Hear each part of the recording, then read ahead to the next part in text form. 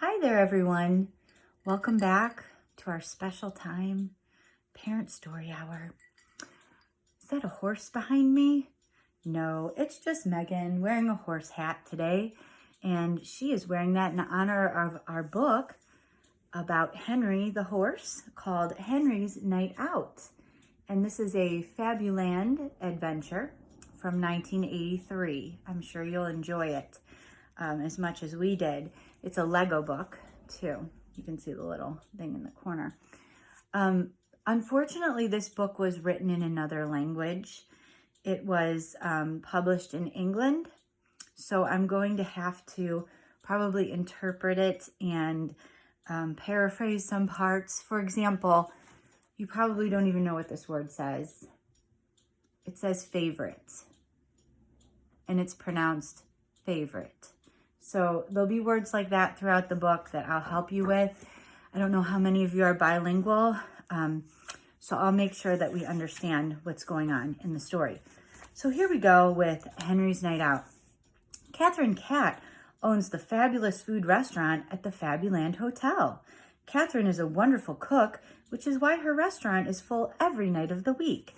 And here's Catherine, and there's Henry, and this apple is pretty significant in the story, so remember that for later. It was Saturday, and on Saturdays, Catherine makes a very special recipe called apple snowball. Again, remember that for later. It was Henry Horse's favorite, which we pronounce favorite. I think I'll go for a little walk, said Henry. So he decided to visit Freddie Fox at the bakery. Henry trotted over from the big house, but the bakery was closed. After all, it was nearly dinner time. Freddie was already at the restaurant, enjoying a delicious apple snowball. So there's the restaurant, and there is Henry trying to find his friend, Freddie. Henry trotted to the fire station. I'll visit Barty Bulldog instead. But just then, Chief Fireman Barty drove off very fast in the Fabuland fire engine. Never mind, I'll go upstairs and say hello to Chief Bertie Bulldog. But Bertie had just hopped on his motorcycle and had taken off in a cloud of dust. So the fire station, the police station, everything is empty and closed down because of apple snowballs at Catherine's restaurant. So Henry walked through the park until he came to the far side of the big lake. Where should I go now? I had better get straight to Catherine's restaurant. He was getting hungry. The sun had set and it was almost dark.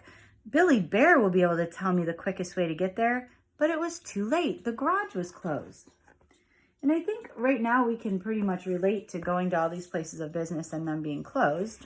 It's pretty much what we're experiencing. Henry tried to work out where he was. If the garage was on the right, the fire station's on the left, and the bakery is there. Oh, it's so confusing. Henry walked down the road and up the hill until he came to the woods outside town. He didn't know which way to turn. He was tired and frightened. So he's lost. Henry is lost. And he's lost in a town he probably has lived in for a long time. I don't know how he got lost. He doesn't even have a car. He didn't take a wrong turn. He was just walking and he got lost. Then suddenly through the trees, Henry saw Lisa Lamb's cottage. Thank goodness! Open the door and let me in. But Lisa wasn't inside. Where do we think Lisa is? I think Lisa's probably at this party at the restaurant with everyone else. Poor Henry sat down and cried. He cried a whole bucket full of tears. Down at the fabulous food restaurant, Catherine was serving next to last apple snowball. So that was Henry's chance for this apple snowball. And notice he's crying buckets of tears. There's conveniently a bucket just to show you that the tears are filling up this bucket here. And here's Catherine and the party, the police, the fire station. Everybody's down there. Henry Horse was far away. The night grew colder and darker, and he began shaking with fright. He'd never been this far from town before at night. He felt so alone.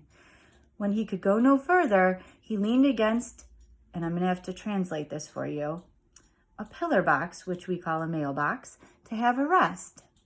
Suddenly, Henry's tears turned to smiles. He had a wonderful idea. So here he is, leaning against the mailbox. He was upset, but now he has a great idea.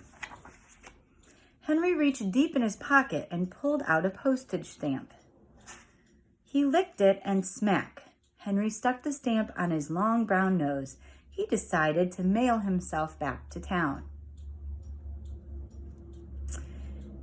Now, if you watched Michael Discovers the Orca Whales, where Michael happened to have a container of bubbles in his backpack on a whale watching trip, that's the same way I feel about Henry having a stamp in his pocket.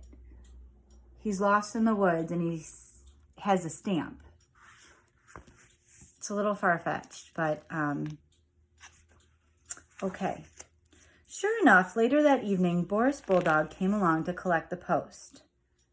Boris picked Henry up along with the letters and carried him right across town. So now Henry is sitting on the mailbox, and don't get any ideas. This is not safe to do. And mailing himself, thinking the mailman won't notice. And sure enough, he doesn't notice. He just throws him. I mean, how overworked is this mailman that he threw a horse in his basket and he's carrying him like the mail. Special delivery, Catherine. One hungry horse. And you know what? Henry Horse arrived just in time for the very last, you guessed it, apple snowball. So there's the party. Here's Henry. So I think Henry, well, it's a lovely story. I think he has some basic life lessons to learn, like maybe pack a map or a GPS instead of a stamp. Don't try to send yourself in the mail. I know that might seem like a good idea right now when we can't really go anywhere, but it's not a good idea to mail yourself. No. So I hope you enjoyed Henry's Night Out. We will see you again tomorrow for Parent Story Hour. I hope you're staying safe and sane.